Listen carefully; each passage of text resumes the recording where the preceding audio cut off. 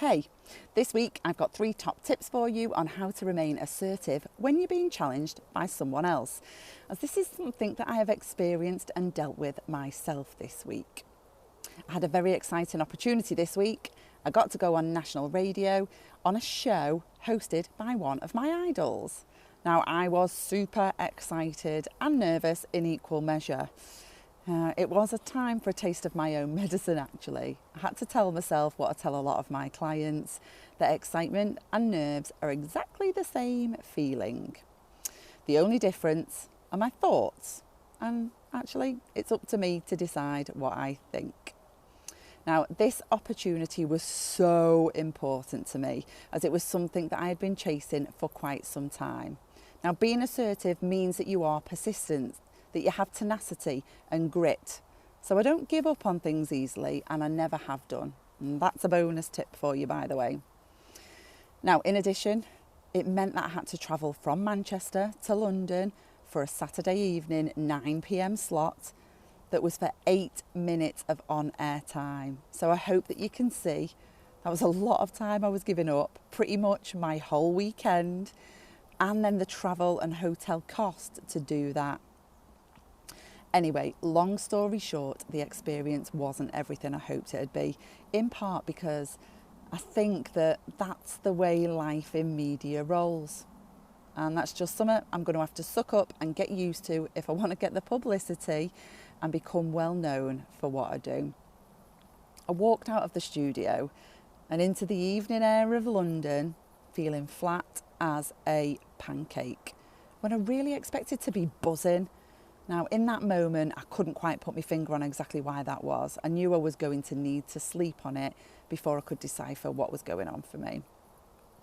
I called my husband, and my husband asked me how I was feeling. Now, when I told him, he wasn't actually surprised. He had felt what I felt too, which validated things for me a little. In the interview, I was obviously talking about assertiveness and why it's the 21st century skill that every woman should possess. Now, alongside the host idol of mine was a co-host that doesn't usually do the show, but I did know who she was, and she was a relatively well-known celeb. The show also is well known for debate and voicing different opinions, so I expected to be asked some challenging questions or even have my opinion disagreed with. No worries, I'm totally used to that. I'm more than skilled to deal with it. So you're probably thinking, what's my problem?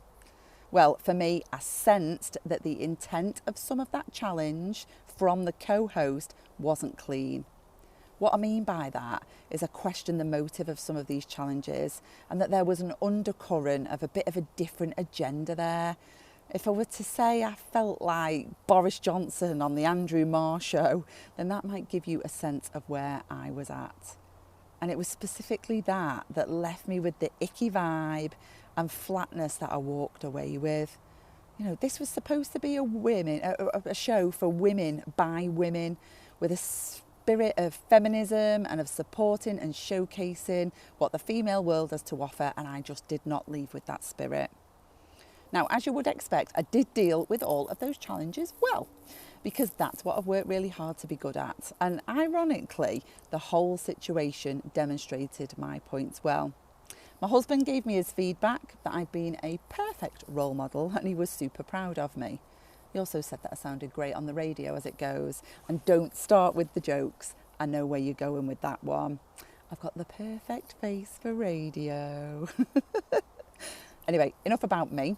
My job is to give you some top tips for if you are ever in a situation where you're being challenged and you want to remain assertive.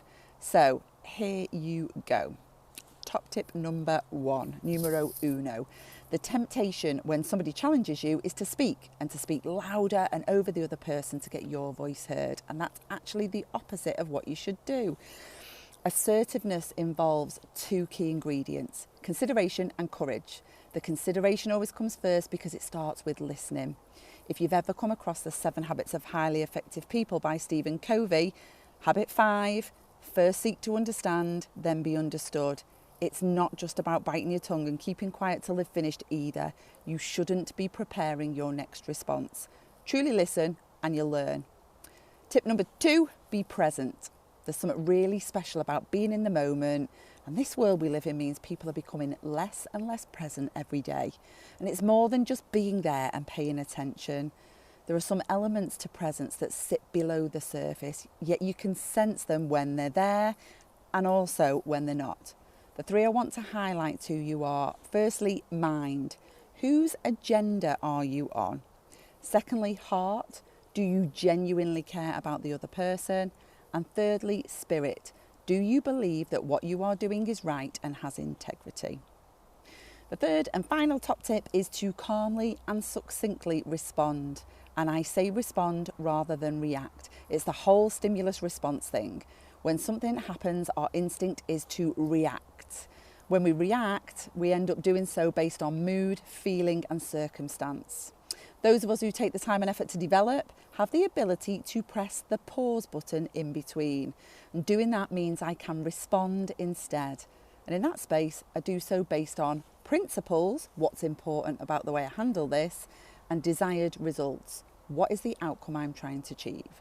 It's easy to see which one is the more assertive and gets you what you want. So there you have it, my 3 top tips on how to handle being challenged assertively. If you experience a similar situation, then give them a go, and I'd love to know how you got on. Equally, if you're struggling to master some of these things, then my 2-hour assertiveness accelerator session might be just what you need.